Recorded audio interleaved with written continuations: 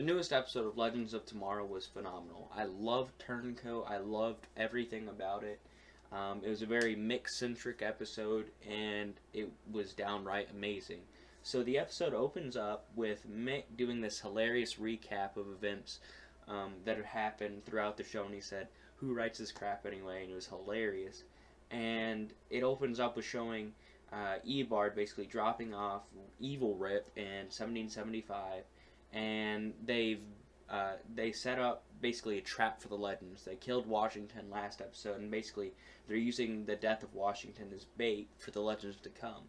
So the episode opens up, and basically Sara knows there's a trap to go to 1775, but of course they have to save Washington. So they go there, and they go to George Washington's Christmas party the night before he crossed the Delaware. And a fight breaks out between everybody, and Rip and his Brits come in with their automatic rifles, and they fight the Legends. And it's a very crazy fight scene, and everything's wonderful about it. But Sara and Mick are able to get George out of there, but Rip was waiting for them, and he shoots Sara and takes Mick captive along with George Washington. So, right after that, Rip sets off an EMP, which is important because that disables the Wave Rider and all the modern technology, including Ray Palmer's Atom suit. Sara, of course, who had been shot, is brought back to the Wave Rider, and before she passes out, she puts Jax in charge. Then Jax says, "Okay, Amaya and Nate, you need to go help save Rip and George Washington, of course." And he said, he was telling Stein he needs to perform the surgery, and he was telling Ray that, okay, you need to find a way to turn back on the Wave Rider. So Amaya and Nate sort of go on their own little journey, and they're discussing modern relationships, but then they're ambushed by some Hessians, and eventually they get thrown into the Delaware River. So after, Amaya goes in to save Nate, she basically has to have skin-to-skin contact with him because he has hypothermia, and then they end up making love in tent. And all of this seems sort of quick, but it was kind of nice to see Amaya and Nate open up. After that, we see that Stein is performing the surgery, and we see that Ray has gone into the vents of the Wave Rider to sort of find a way to turn the ship back on, and he is chased by a rat in the air ducts. And it's one of the coolest scenes because we haven't seen the Atom in this small scale in a long time, and it's very hilarious to see him being chased by the rat. So Rip and some of his British soldiers get to the Wave Rider, and they pry it open, and Rip is going throughout the Wave Rider trying to hunt down Jax. He's playing this game of cat and mouse, and it's very well done. It's sort of reminiscent of a horror film.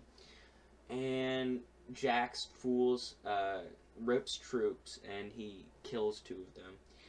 But eventually, Rip catches up to Jax, and he threatens to kill Sara.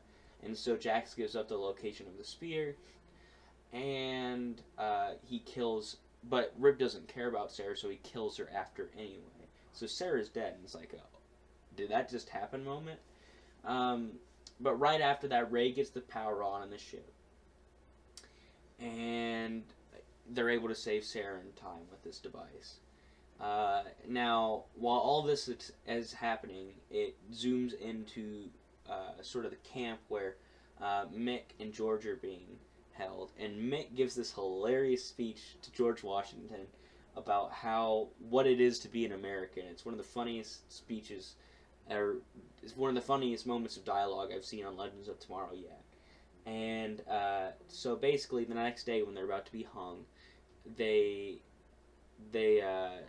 break out, and George Washington says kaboom. He says, he's like, Mick told me a new word, and they start taking down all these different Brits in the most manly way possible. Mick and George Washington, and Amaya and Nate eventually show up and help, and they all escape after an explosive battle, and it was very entertaining to see Mick and George Washington sort of have this guy buddy up. And in the end of the episode, on the other side, Jax has a chance to kill Rip, but Sara talks him down from doing it. And the episode ends with basically everybody regrouping on the ship. now having saved George Washington, and with everybody having a holiday party. So this episode was absurd. Everything was absurd about Turncoat.